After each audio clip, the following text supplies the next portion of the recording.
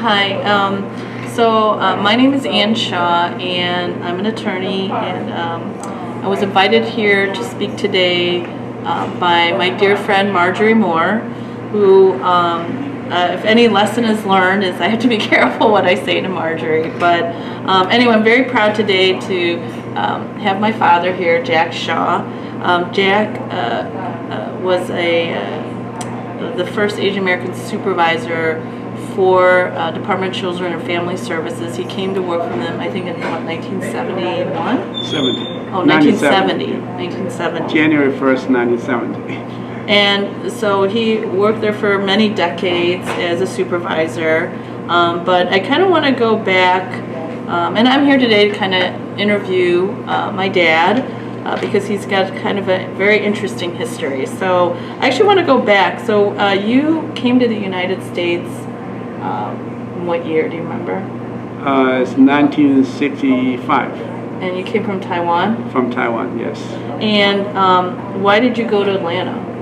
Because, first of all, Atlanta has very great social work school. And my sister's there too. So I say, well, I'll go there then. So why did you decide you wanted to be a social worker? That's what I want to do ever since I was in high school. Then when I was in college, summertime we spent time to develop the underdeveloped village. You know, we have a project. We want to help them to have fresh water. They have no running water. We help them to have fresh water, has improved their health.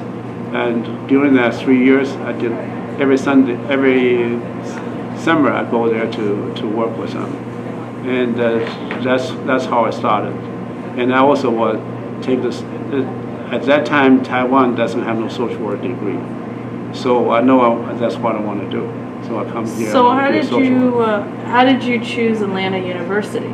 Because that's one of the top three university social work program in that time. You know, we have program, I forgot to say that. We had a program, it's a 2 years program, including summer. So we have 5 semesters. We take 56 semester hours. Oh, wow. Yeah, for graduate school, which is a lot. That's how I was trained. So you got your master's degree in social work? Yes, I have a master's degree in social work. So while you were at school, did you work at the YMCA? Yes, I did, because I needed money to support myself. YMCA seemed to be the right thing to do. So I went over to talk to the director over there at that time in charge, Stenson.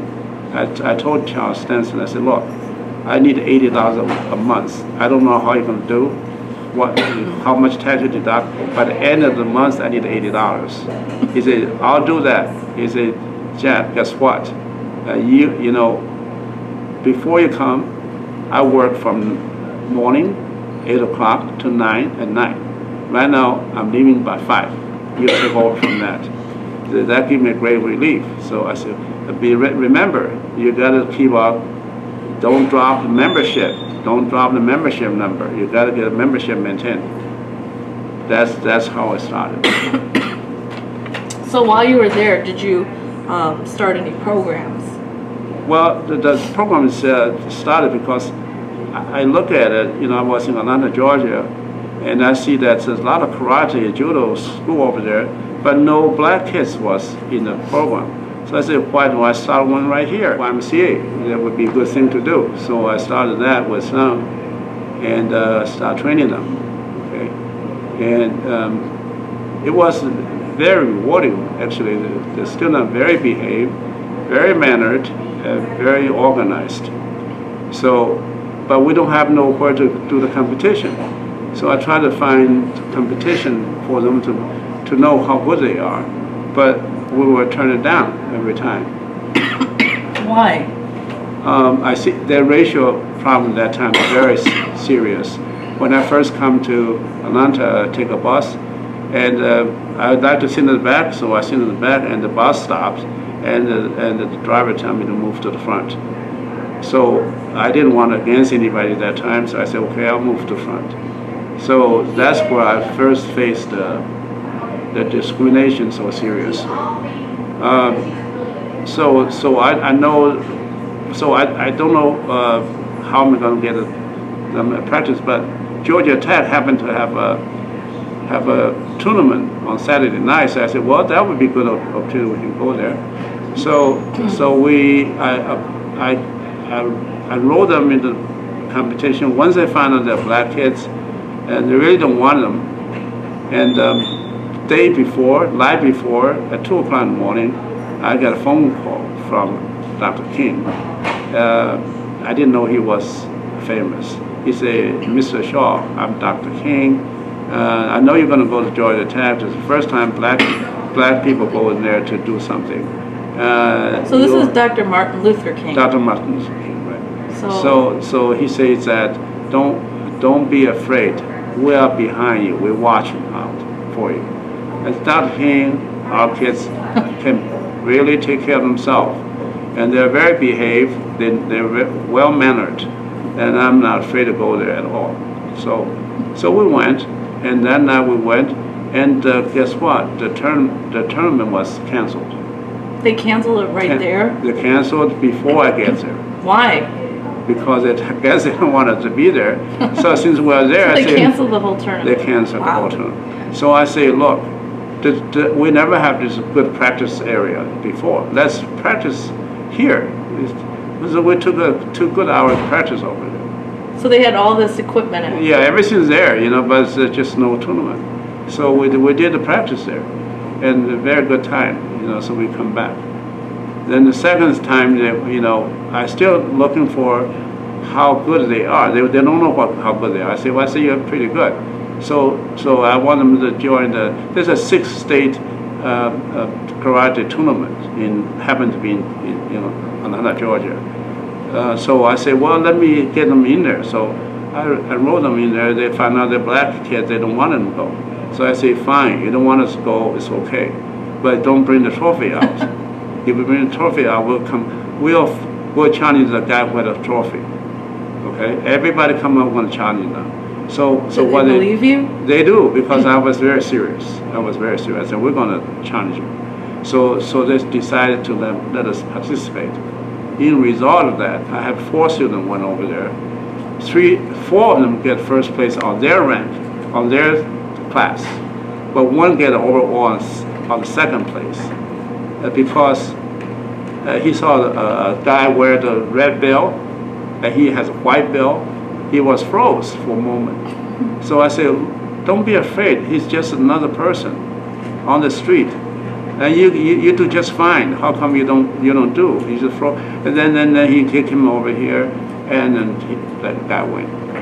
So I said, were your students white belts, black belt? Why are they white belts? Because they're not qualified to be black belt to me. Okay. So but then after that this part didn't say this. They want to offer them the black belt. They say no. Only my teacher can. They refuse. That was part of it to talk about. But lo and behold, we got a lot of, one day Charles Stenson said, well, what did you do? Our membership shoot into the roof. I say, well, maybe because we have more, I did a lot of active program over there besides that one. But your karate student's the one that won the awards at that second place. That one become the chief instructor of karate combat, whatever that is, for the Air Force. Wow. He told me about it. Oh my gosh. So I have another student become the chief of police in Atlanta, Georgia. One day I visit Atlanta, Georgia. The siren was on, follow me. I said, what the heck? Did I do anything wrong? So I parked there. He said, Mr. Shaw, don't you remember me? I said, yeah, I do. You was my student. He said, yeah. He said, did I scare you? I said, you did. So that was another case. Why do you want to scare you? No, he just wants to stop me so he can talk to me. He doesn't mean that. So then the membership went up at the YMCA? They say record breaking, and the fundraising also go up. He has this thermometer on the side. You go in the door, you see that, and there's a little bubble on the top, right? It went over the bubble. Yeah, it went over. So So did you have a lot of students? Yeah, well, I only take the student if they don't miss, if they miss three times, absence 3 times, they be gone. So all my students, but I can only take a few. I'm going to take maybe 20, 30 of them. So they're all waiting on the waiting list. That's a lot. Yeah. So, but they know 3 times you're out, so they never miss 3 times. So after you graduated from Atlanta University with your master's degree, where did you work? I work at a senior citizen service of Atlanta, Georgia. At that time, we have a lot of choices because 6 months before we graduate, a lot of recruiters come to our office, interview us. So I decided to choose that senior citizen service. And lo and behold, my center is right across the street from Dr. King. I was on Anton Grave Street, on the corner up there, and he was on Hunter Street, across the street from there. So frequently we see each other.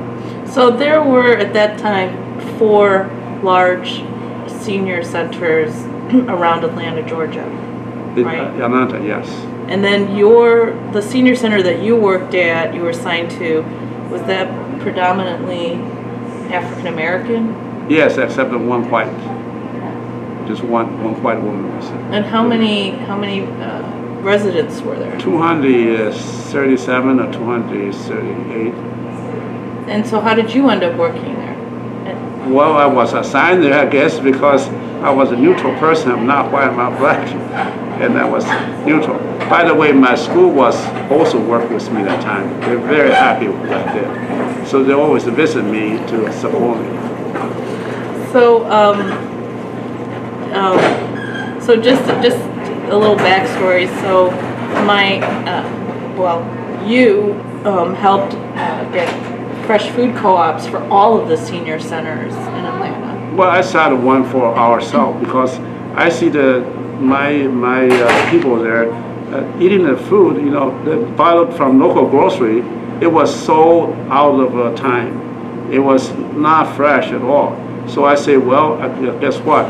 We're going to start fresh produce. So I went over to the farmer's market with my little cart, bought a lot of stuff. It's only 10 cents a pound, and they sell for $1 a pound, or not $1 a pound, it's 30 cents a pound. So 10 cents a pound, we only cost us 5 cents a pound. So I bought that and put it on the table. I say, well, everybody can buy. At the end of the day, whatever we cannot sell, everybody can take it free. So they're very cooperative. They buy.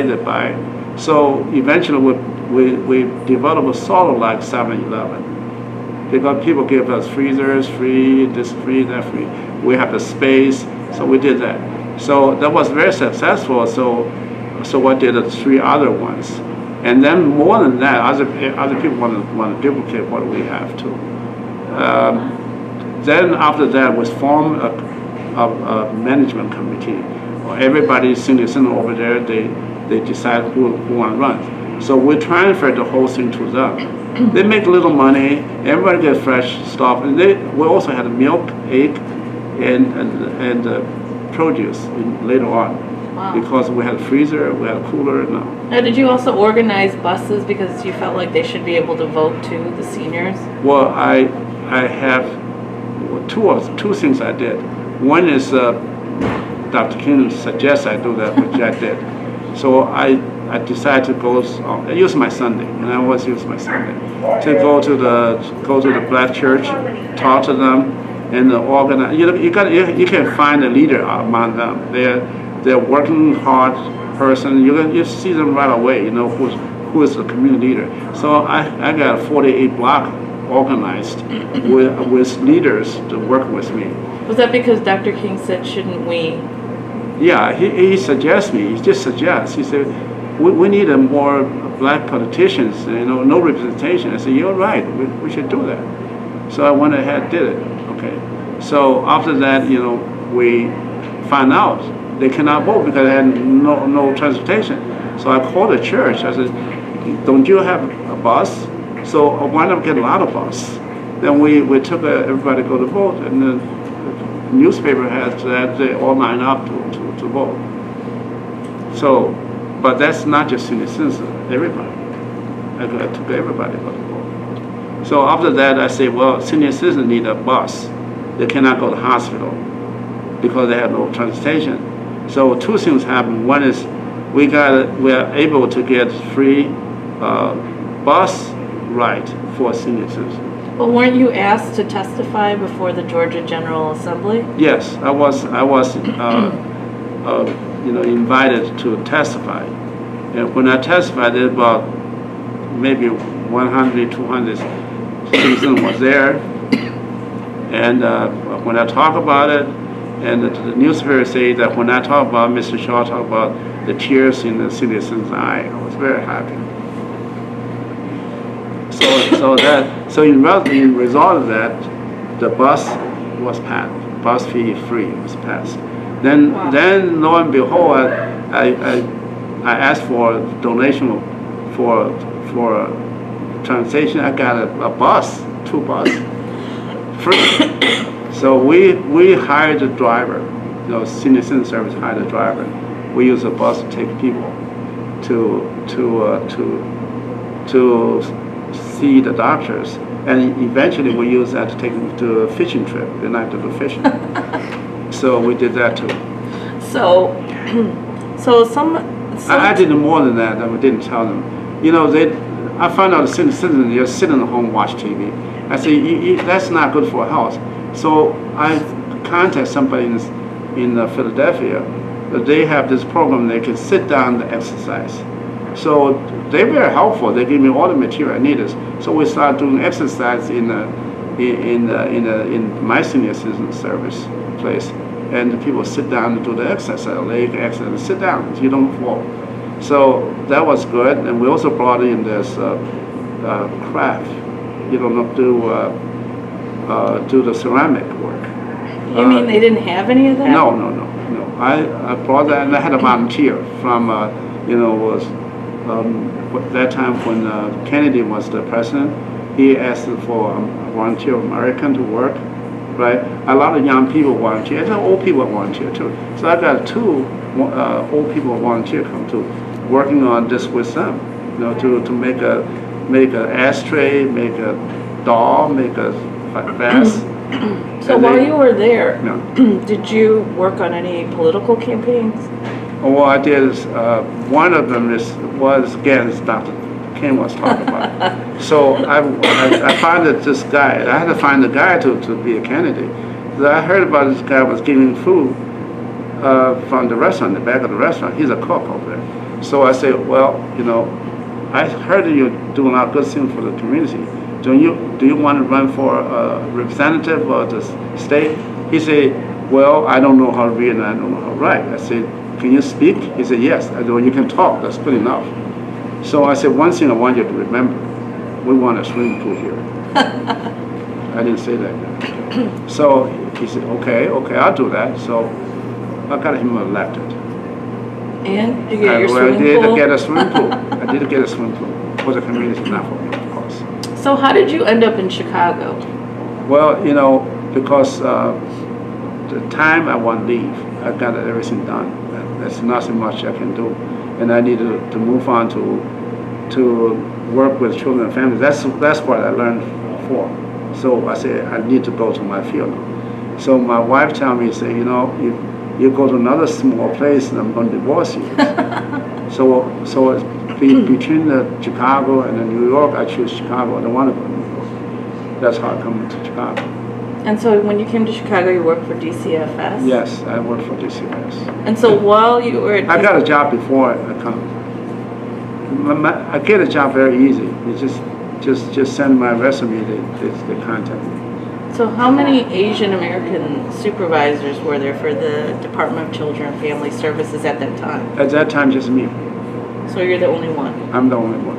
I was the only one. And so did you, you had mentioned that you had procured funding for Asian American.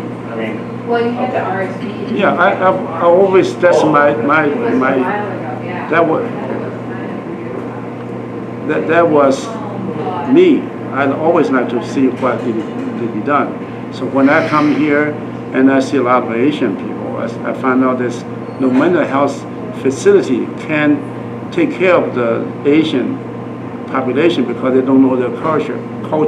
You know, psychiatrists cannot work with people that they don't understand their culture background. And they need to know their behavior is normal or not normal. So therefore, they don't know. So I say, we got to do something about this. So we just, seven of us decided to go to San Francisco on mental health meeting. Okay, we went over there. We fought 3-4 days to get us funding for $500,000. What year was this? That was 73 or 74. Wow, you got Yeah, $500,000. Yeah, $500,000. And so what happened with that money? We had done two things. One is Pacific Asian mental health research. Okay, it's in Chicago. Was in Chicago. Then we have done another one is Asian American Human Services. And they're still around today. Yeah, I even had to work with them that time because they said, well, we don't have no social worker. You got to work. So I worked for them for a little while. Yeah. Wow. Just on the side, you know, I've been just on the side like Sunday weekend and in the evening. What about, you said there was Vietnamese refugees? Yes, you know, when that Vietnamese refugee program started, I was contacted. They said, well, you know, we don't have that many people who can do that. You got to do this. So I did on my own time to help them. So in the result of that, I founded actually Asian American, I know that Peter Paul's place. Oh, Southeast Asian Center, yeah. It was nothing. At that time we have nothing. We have a little place and very little money. And then we work. I was their first chairman of the board. Wow. And nobody wanted anyway. So we developed that place. Peter and the San O, they're very dedicated. They're the co-directors. Oh my God, they're determined to get it done. So that's why they're successful. Then did you help get funding for other Asian community-based organizations? Well, I did help the Bernie run. From Chinese American Service League? Yeah. That time they were in the Chinese chamber in the basement, you know, had a little room. So Bernie was the director. I said, Bernie, you know, maybe I can help you with that from IDCFS, which I do cover Chinatown as my service area. Okay. So we got to find some funding for them. So they're very happy with it. So I want to talk about David Tom. Do you remember David Tom? Yes, I do. And how did you get involved with David Tom?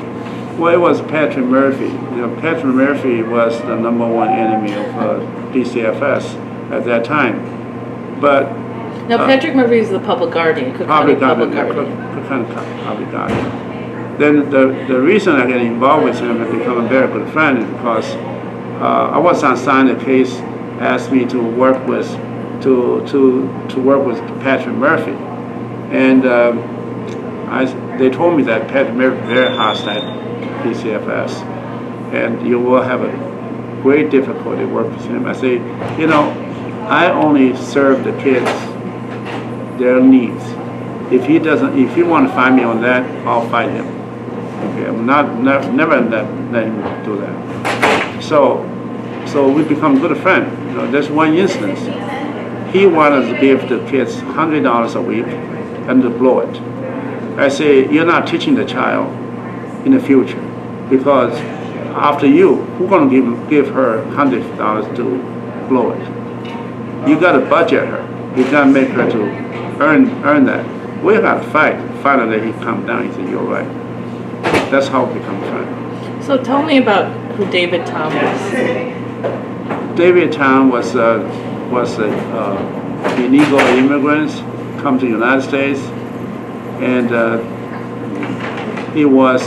one day he was hospitalized because he had a TB problem, and so when he was in the hospital, he cannot speak English, he cannot speak Chinese Mandarin. He can only speak native Cantonese. So nobody cared about him. He had no translator. They don't know what the heck he was doing.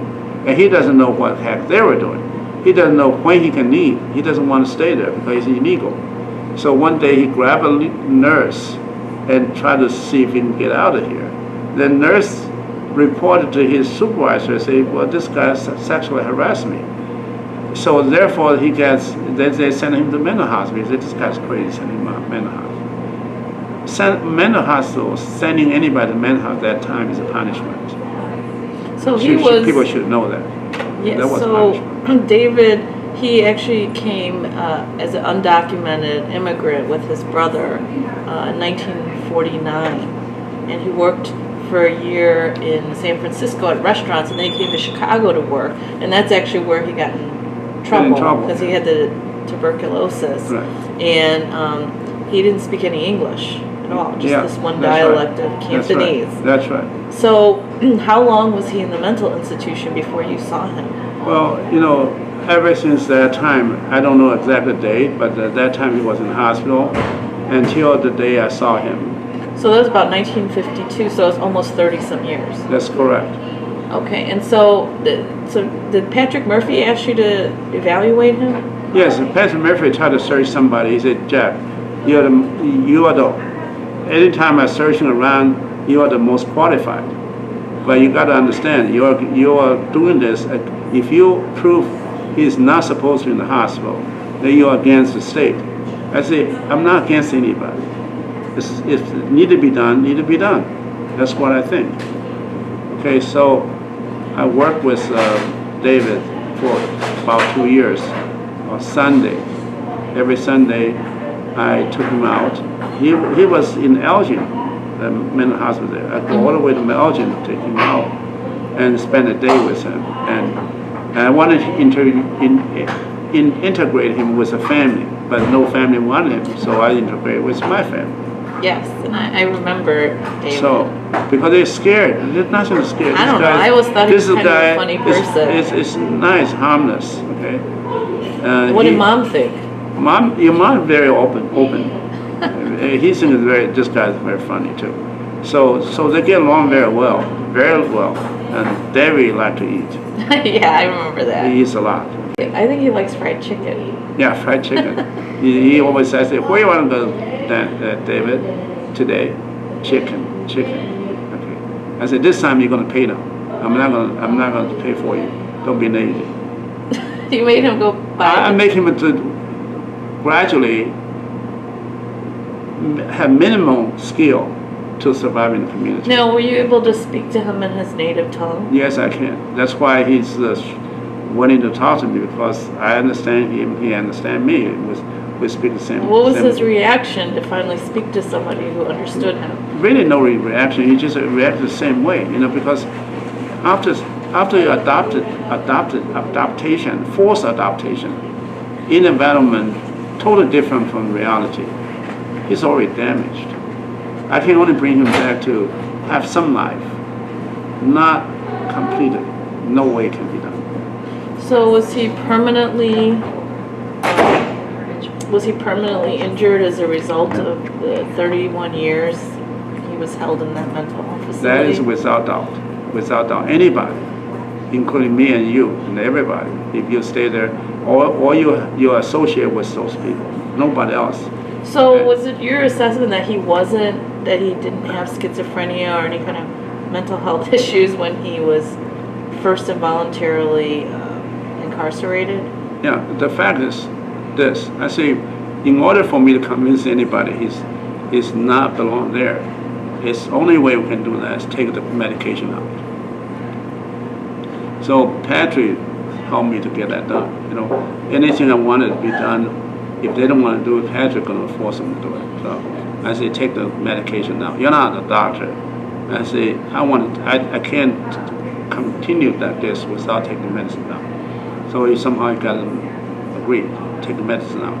And you prove that he does not, with medicine, without medicine, he acts the same way. So what's the medicine do? There's no function for the medicine.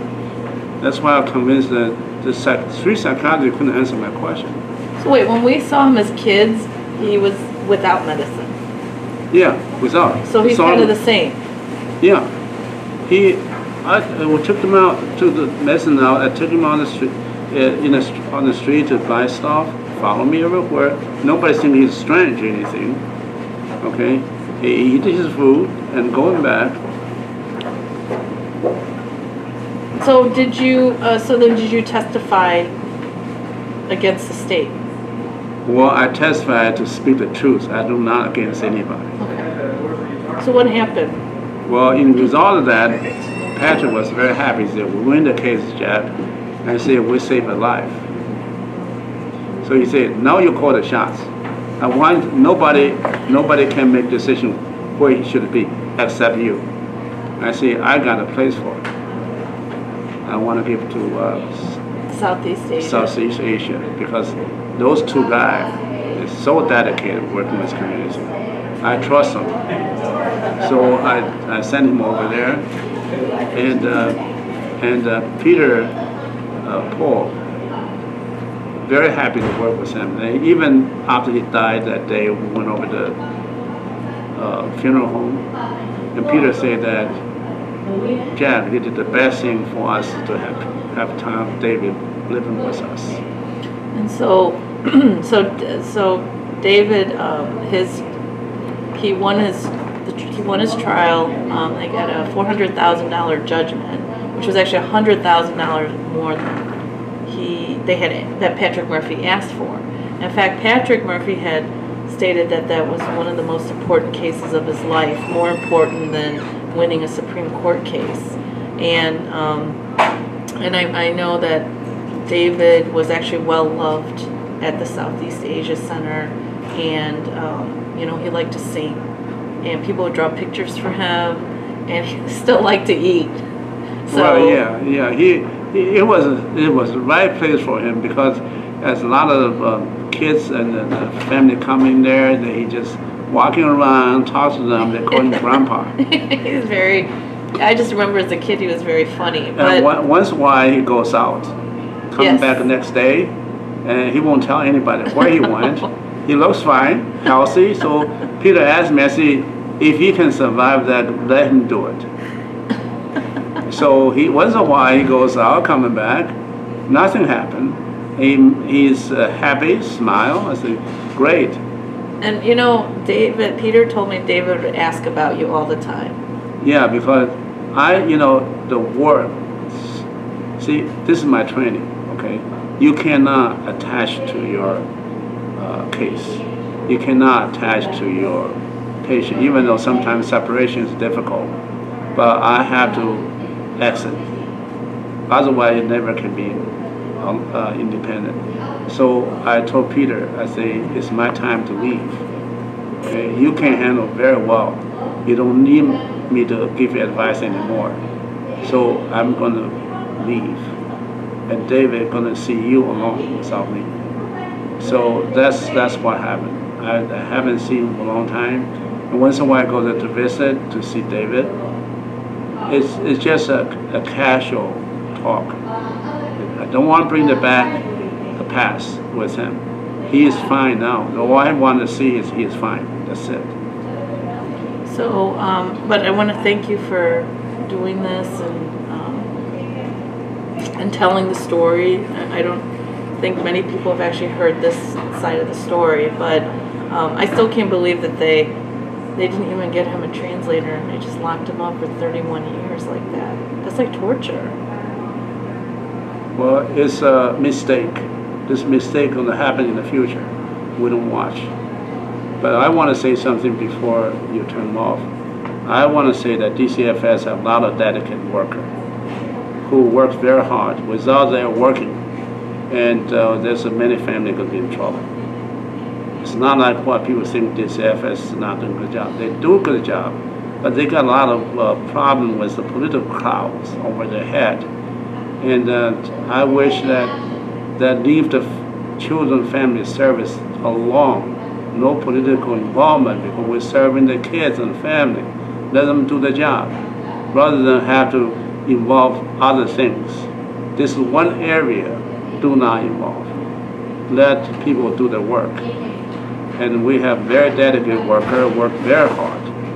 And a very dedicated supervisor work very hard. And they need the ability to do so. Get more worker rather than more administrative staff. Let the frontline people has more support and carry small caseload, do their job. It can be done, it will be done if we want to. Thanks.